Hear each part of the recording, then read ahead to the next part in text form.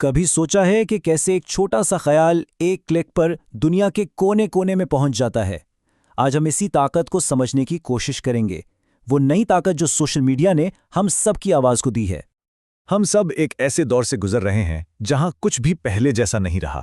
ہمارے بات کرنے کے، سوچنے کے اور ایک دوسرے سے جڑنے کے انداز، سب کچھ ایک نئی شکل لے رہا ہے، اور یہ تبدیلی رکی نہیں ہے، یہ مسلسل ہو رہی ہے۔ تو پھر سب سے بڑا سوال یہی اٹھتا ہے کہ اس بدلتی ہوئی دنیا میں اپنی بات کہنے کی، اظہار کی اصل طاقت اب کہاں ہے؟ یہ طاقت آخر کس کے ہاتھ میں ہے؟ اور اس کا جواب حیران کن حد تک سادہ ہے۔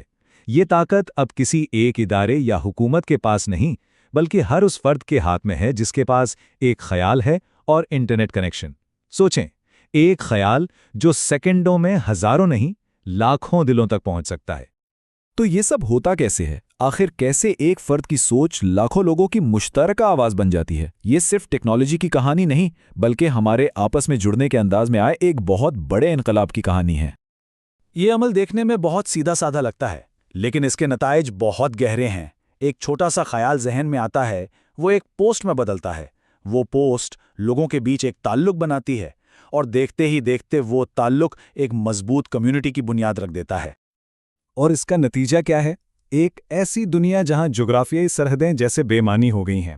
ہم اب ایک ایسے دور میں جی رہے ہیں جہاں مشترکہ خیالات اور مشترکہ آوازیں ہمیں جوڑ رہی ہیں، چاہے ہم دنیا کی کسی بھی کونے میں کیوں نہ ہوں۔ لیکن کیا یہ آن لائن رابطے صرف باتوں تک ہی محدود ہیں، یا ان کا ہماری حقیقی دنیا پر بھی کوئی مثبت اثر پڑ رہا ہے؟ آئیے ذرا اس پر نظر ڈالتے ہیں۔ جب ہم سوشل میڈیا کا نام سنتے ہیں تو اکثر ذہن میں صرف تفریح آتی ہے نا؟ لیکن اگر ہم ذرا گہرائی میں جھانک کر دیکھیں تو یہ اس سے کہیں بڑھ کر ہے۔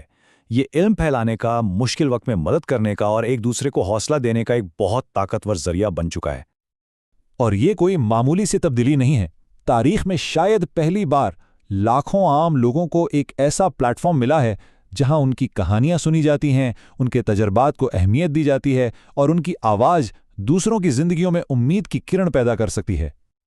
لیکن جب اتنی بڑی طاقت ہاتھ میں آتی ہے تو اس کے ساتھ ایک بہت بڑی ذمہ داری بھی آتی ہے۔ ہمیں یہ یاد رکھنا ہوگا کہ ہمارا ہر لفظ، ہماری ہر پوسٹ کسی نہ کسی پر اثر انداز ہوتی ہے۔ تو پھر ایک ذمہ دار آواز ہونے کا مطلب کیا ہے؟ اس کا مطلب صرف اتنا ہے کہ ہم جو کچھ بھی کہیں وہ سچائی پر مبنی ہو۔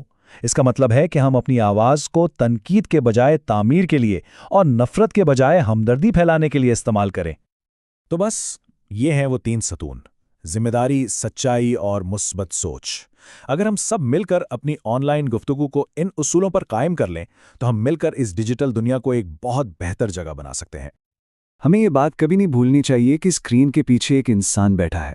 ہر پوسٹ، ہر کامنٹ اور ہر شیئر کسی نہ کسی کے دل پہ اثر کرتا ہے۔